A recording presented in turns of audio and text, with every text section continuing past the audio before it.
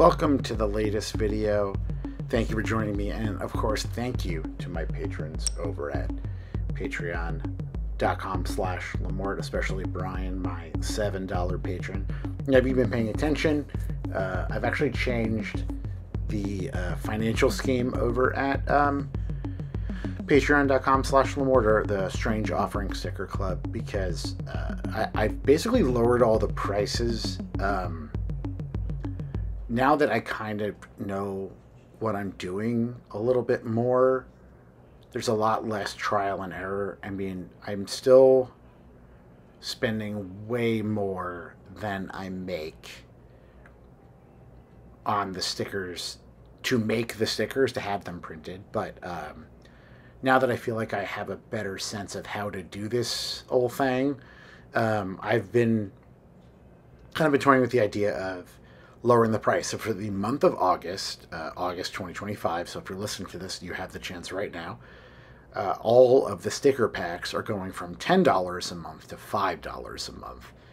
And if that proves to be popular, we'll see. Maybe I'll keep it. I don't know.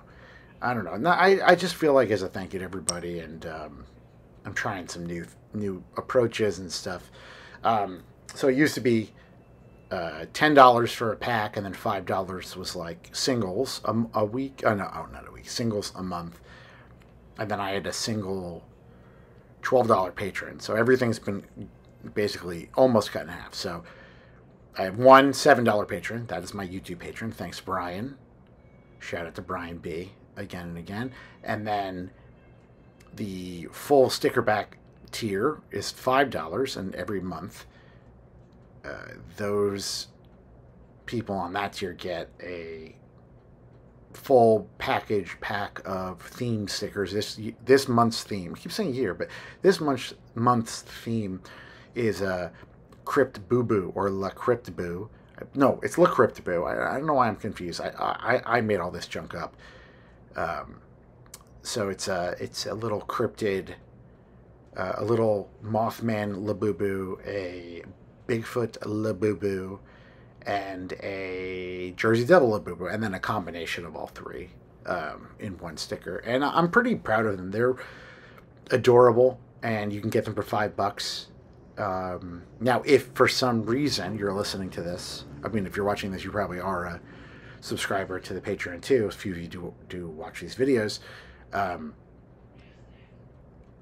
Anyone who's at the $10 tier is automatically now only paying $5. So even for my current patrons, I've lowered the prices for everybody. And this is, I don't know. I feel like it's been about 2 years, and I feel like the trial and error is kind of over, and I kind of know what I'm doing. So it feels like too much to ask for $10 for these people who support me every month. And also, it then makes it difficult for me, right, to sell these. Like, I can't justify to some collector out in the world, if I'm doing a show or if I'm selling these out over at Smush Gallery, Jersey City. Like, I can't charge the same price I charge my patrons. Like, you guys are getting on the ground floor, and the benefit should be a cheaper price. But then I can't really justify selling these things for $15. That seems like too much. And 12s is such a weird number to ask for stickers. Like, who is $12? Like, you might have a 10 spot on you. Most likely, 9 times out of 10 people buy these online, or buy them with a card or whatever.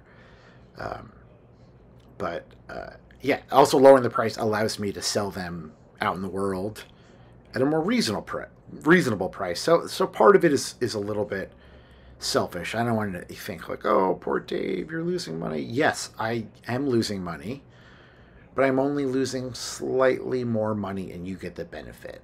Also, I feel like $10 a month, that's like $120. That's a lot of money to ask. So from here, for the month of August, we are doing $5 packs, and all my $5 patrons, I've just they're all getting the packs instead of the singles. If this sticker idea interests you at all, definitely go over to Patreon, patreon.com/LaMorte. It's how you kind of support what I'm doing. Or, I mean, look, you want to get something more direct, you want to go to davidlamorte.com and buy some artwork. That's also available there. And eventually, these packs will be for sale on my personal website. But if you want to get them in a timely manner, like you want to get them as we get them, the best thing to do is to sign up for the Patreon, because I'm really not putting anything new up on. I'm not putting any new stickers on davidlamorte.com. That's mostly for art and then older sticker packs. And I'm always going to keep some. I don't know if what I'm going to do, maybe document them, turn them into a book. I don't know. I haven't figured that part out yet.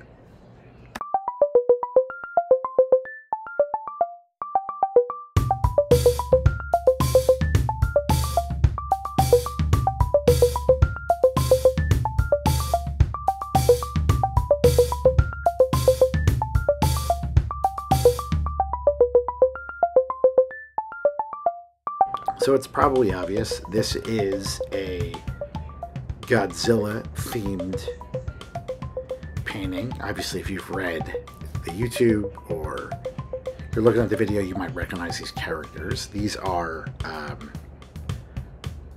some of my girlfriend's favorite kaiju. A couple of her favorite baddies and her favorite kaiju. The good guys from the Godzilla franchise. Katie is a film critic and a film programmer who's run a Godzilla themed film festival at her old job at the I guess it's technically her current job, but it's almost over, at the Music Box in Chicago. And she's also really into Japanese cinema, so she's had a long running love affair with the Godzilla series. Look, before there was Katie and David, there was Katie and Mothra. You thought I was going to say Godzilla, but no, actually, she's really into Mothra, which is why I included Mothra. So, if you're not familiar, Godzilla is what we call a kaiju, a giant monster that is so big it can attack and destroy a city. Godzilla started in like the 50s as like a metaphor for how like human beings are kind of subject to the whims of nature, but also Godzilla kind of also represents like the dangers of the nuclear age. And so the movies, and there's been about 30 of them, have changed tact depending on the timing and the monsters, and whether it's an American production versus a Japanese production. I mean, essentially, Godzilla kind of started out as this monster who was ready to destroy Tokyo, and in some ways Godzilla becomes the hero that saves Tokyo from other monsters. And I don't want to spoil anything because I really can't. I mean, the movies are all very different. It's kind of a metaphor for how people can often feel helpless in disasters and stuff. So in some ways, Godzilla represents nature taking revenge on man, and sometimes Godzilla represents the consequences of man trying to control nature in many ways. And that's how it kind of started, and eventually, for obvious reasons, Godzilla starts fighting off the other monsters to protect the people of Japan. And so these are 4 of those kaiju that I picked. Obviously, Godzilla is probably the most recognizable, with Mothra being a close second. Mothra, his bride, his monster bride, who is born of a caterpillar and then becomes this beautiful flying monster. And I love Mothra. Mothra also has, there's also Badger, which I did not include, but there is a little flaw in the canvas. There is a tear in the canvas. So if I come back to this, I might actually maybe add Badger to this. But, and then the other 2 are Hedorah and Destroya. So I don't know much about Destroya. This is just one of the ones that I asked Katie. You know, I asked my consultant what I should use, and she mentioned Destroya as one of them. Because I personally thought Mechagodzilla might be too difficult for me to like really do well because of all the flat surfaces and sharp lines. But we had recently, before, I guess while I was sketching this out, but long after I purchased this painting, we watched, I believe it's like 1992's Hedorah versus Godzilla. Don't quote me on the year, though. Don't quote me on the year. I'm bad with years. And Hedorah is kind of like this sludge monster who is like a giant monster, but also made of tiny sentient globs of goo, almost like tadpoles of goo. And I think and this is kind of where the Godzilla mythos kind of shifts into talking more about like pollution and man's impact on the world, which I feel like we see more and more every day. Excuse me. But the Hedorah monster is just, I find, very interesting and kind of gorgeous in a way. And then also, while we were that same weekend we watched the movie with Hedorah, we also got some Godzilla toys from I had bought the Godzilla toys from me and Katie at a comic book shop, and we, of course, she got Hedorah. No, I got Hedorah and she got Godzilla. But which I just thought was a very funny coincidence. Or maybe that was why we watched the movie. You know what? Probably why we watched the movie. So I started out with a lot of fluorescent colors because I was thinking maybe making this black light responsive. I'm not really sure if that's the direction this thing is going to go. However, I do like the idea of like it being more than just a flat painting. I even thought about sculpting onto the painting or damage to the frame. But I one thing at a time. I wanted to try and execute this as well as possible. And also, this painting was so big. It's not that enormous. It's only like 4 feet wide, but for my studio, that is very large. And because of the sticker club, I had to get all the sticker supplies out of the cabinet you can see behind this thing. So currently it's hung up above my bed, but I'm really excited about this one. And then yeah, we'll see if it's even still black or light responsive, but there's something about adding bright light colors underneath for me that I find it helpful for my painting process. Like I spend a lot of time covering up those, and I think that sometimes gives the actual like figures I'm drawing like a little bit more heft. It might be in my mind, or maybe what I'm trying to do, but in my mind I feel like that's true. I don't know, I find it's way easier to darken something than just to brighten something, so starting with a brighter color kind of makes me feel like I'm doing something. And I'm trying to use a lot of detail in this, even though I'm not really painting the whole thing. But I'm really enjoying this whole process so far.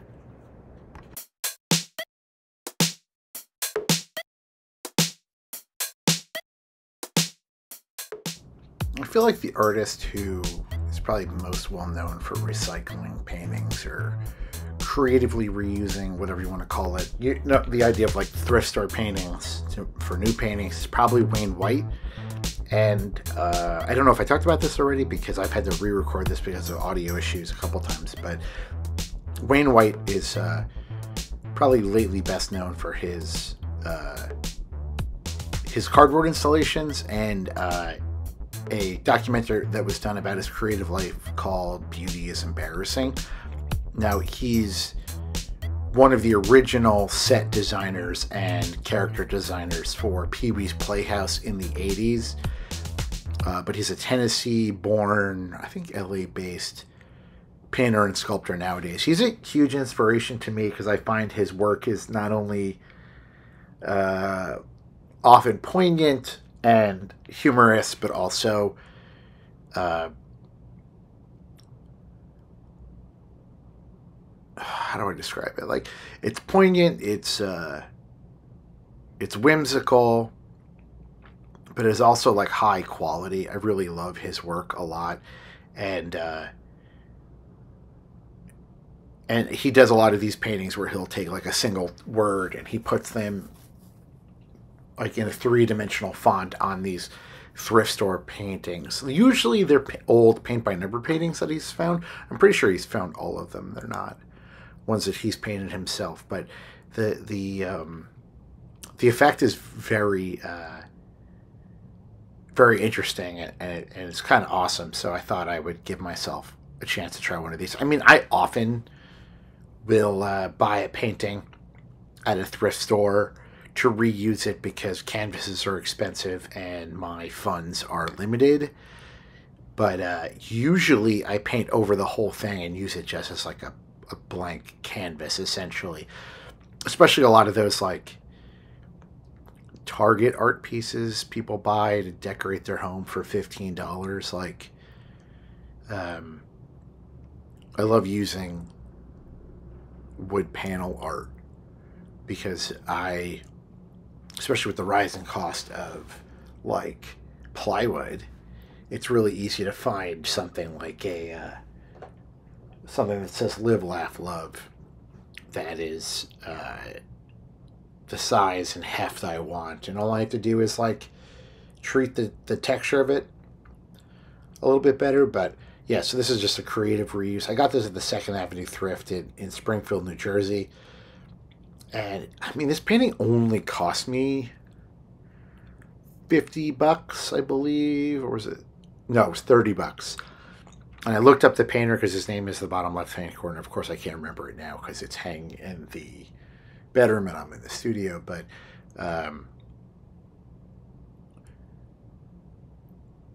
definitely, I know that this artist definitely passed on, and I thought, oh, what a great way to like continue this project. I mean, listen, I'm not precious about my own work, so I was going to be precious about his.